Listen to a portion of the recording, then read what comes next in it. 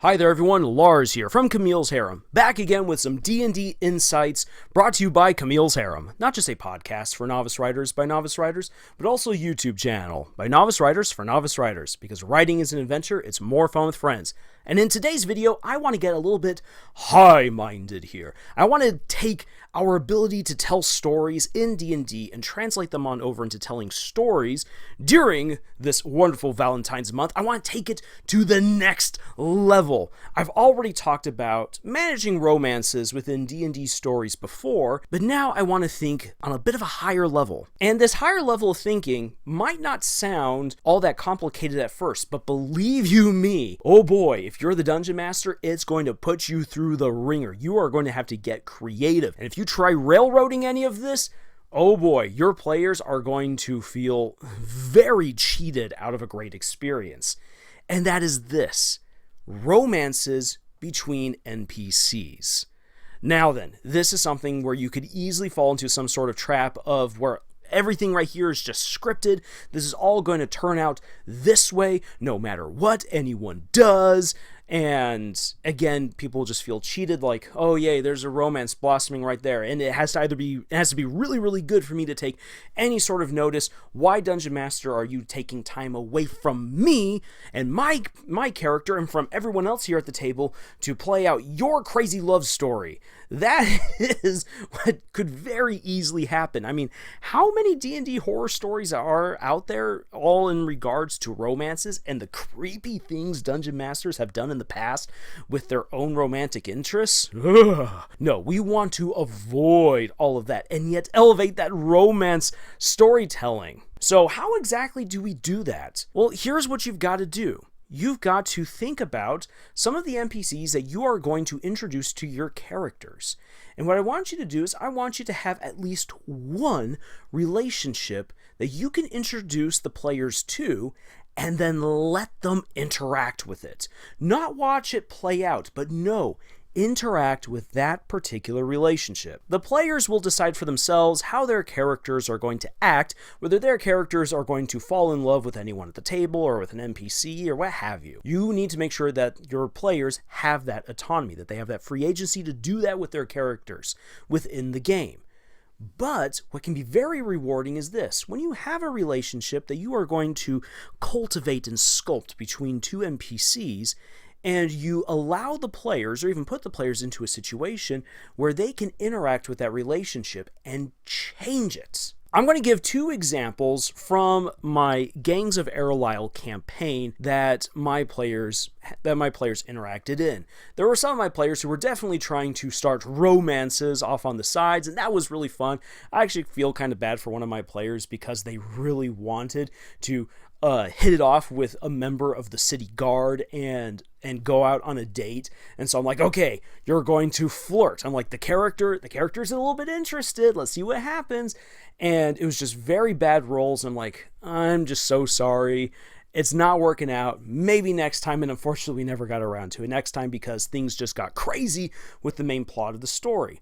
But within all of that, there was one encounter where the players managed to meet up with this elderly married couple, an old dwarf and an old orc. And the dwarf was selling cheap jewelry for people out there on the street, and got into a tiff with one of the half-elves. Good old racism, bigotry right there, whoop-de-doo. And then the wife came out, who's an orc, is just like, stop that, whack. And it's all like, I'm so sorry for what he's done to you. Here, have some cupcakes. And they're like, oh my gosh, this is amazing. And so they took time out of hunting villains who are around the city killing people to go and spend time with this couple right here and just kind of like motivate the wife and just be all like, you go, girl, you help this old dwarf out and actually help him to see the world in a way more positive and accepting light, and your cupcakes are just divine and amazing. This wasn't a moment that necessarily changed these characters, but it was a moment that my players were talking about for a long time afterwards, that they had this moment to look into the marriage of two characters whose names no one can now remember, but they remembered that particular encounter because they're just like, wow, in this city where there's all these problems, and even though this dwarf might not be the greatest guy ever, he is in a biracial relationship. He's in a biracial marriage with this orc, and though he's not the greatest guy ever, you can tell that they love each other. She loves him. She's going to protect him and step in to set him right, and we're going to be here to encourage a healthy marriage.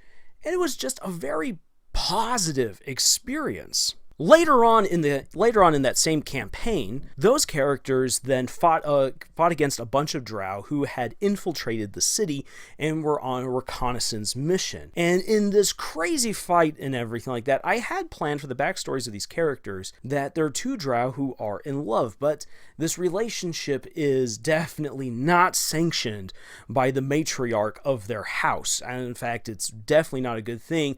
And not only that, but their goddess, Lolth, has seen the love between these two characters and is jealous of it, that she cursed one of the drow in this relationship. She had cursed him, and this was going to cause all different sorts of problems. Now then, the players didn't have to spare these drow. They could have killed them, and that would have been the end of it. But they did spare these two drow because they paid attention to what was happening during the fight, with how one drow abandoned the others to go and save the male drow. And immediately one person's like, that right there, in a matriarchal society where the men are definitely below the women, that's just how the drow work, that's not normal. There's something up there. And so they're like, we can force a surrender, endanger the male drow, and then let at least that woman know that we won't fight so long as she doesn't fight, and she can then protect that drow. It was a very messy situation, but it ended up working. So already right there, a couple that the players could have easily killed, they actually saved through hostile negotiations. However it is that Anakin says it. In any case, the character stepped on in, they take these two drow captive, and they then take an interest in them. They spend some time with them, and they get to know who they are, and then the players, through their characters, are like, wait a second, these two are actually in love. And so they probe around, they ask some questions, they learn about the history, they learn that this character is cursed, and then they're like, okay, you know what we're going to do? We are going to break this curse. And again, they kind of just hit the brakes on the entire main quest line, and they're like, we are going to break a curse from a goddess, and we are going to help these two get together because we need some good, healthy romance in this world.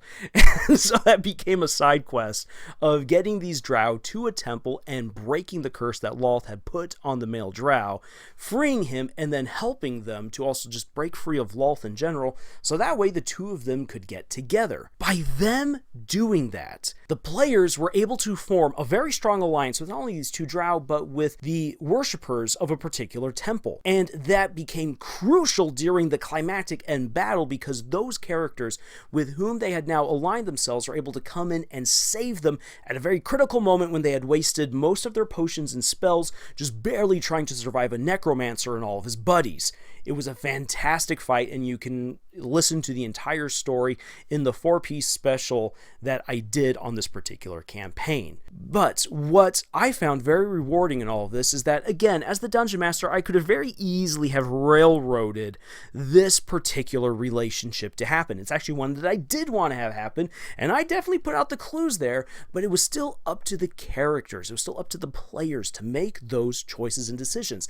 And they actually went well beyond what I was expecting. I was actually fully expecting them to then have those drow kind of on their side and be like, well, you guys have basically betrayed Lolth, you're now just going to have to work with us. And then I'd be like, I can now like send all these kinds of horrible things from the drow and from the Spider Queen to torment the party while they're trying to solve a murder mystery being led by a necromancer who is trying to destroy the gods. This is going to be fantastic. And they surprised me by going off and doing their own thing. And they actually made that romance, at least to me, way more special because of how far they went out of their way to help out two characters that they didn't necessarily need to help. And why? Because they liked this idea of a tragic love story turning out positively. And this really taught me something that I've thought about a lot since, is that as a Dungeon Master, if you're going to introduce a love story within your campaign, it might be very good to not railroad it to the conclusion that you want to have, but you introduce the characters, you introduce their relationship, and then you let the players interact with it and determine what happens. Sure, your characters, your NPCs are going to have their feelings nonetheless, but you are going to have to react to how other people act towards them. Now then, this is very important in both role-playing characters in Dungeons & Dragons, but also writing very believable romances within your own stories. Because romance is not just between the two characters that you ship together. Isn't that just so cute? And the world only revolves around them. No! A good romance, and indeed a believable one, is one that has plenty of other people be a part of it. And whether those people be like a nagging mother or father who is interrogating and meddling in the romance, or maybe an ex who comes in and tries to sweep one of the other people away, what have you, you need to have those interactions from other individuals in order to challenge your couple that you are writing, in order to help promote positive, healthy communication between them, challenge them in various different ways, and also open up the doors for them to learn more about each other, because our lives and the lives of our characters are based on the relationships that they have with other people. No one individual just exists in a bubble, and if they do, they're very boring to be around because they have no previous basis for understanding relationships. They're just a blank slate, and they'll just kind of do whatever. So one of the best ways that you can then elevate a romance within a story is to explore their interactions with other people. For the guy or the gal or whoever within this relationship, let's see what happens when you introduce this person and this person and this person to their lives. What kinds of drama, what kinds of hilarity, what kinds of challenges do you spark by doing this? And one of the best ways that you can test this is to kind of create your own D&D version of these characters and put them right on there into the campaign and see how the players interact with them and challenge that romance, challenge those characters. Again, having done this a couple of times already, I have seen just how rewarding and fun this can be. In fact, while it was a lot of fun for me as the Dungeon Master to play out these relationships right here, it ended up being even more fun and memorable to the players because they got to interact with these relationships and even determine them to a certain extent. And honestly, the same thing goes for people who are reading your stories, your written out romance stories. If it's just these two characters doing their thing and it ends with them driving off into the sunset nice and happy, but they've had almost no interactions with other characters, it feels very bland and stale, and that just isn't memorable. One of the reasons why we remember like some of the more epic romances or controversial romances of other stories, such as Twilight. I can't believe I'm bringing up Twilight, but that right there is that Bella and Edward's relationship is what it is because Jacob is in the middle of all of it. There's that interaction. And then plus you have all these other characters who either like Bella or like Jacob or like Edward and then interact within this love triangle.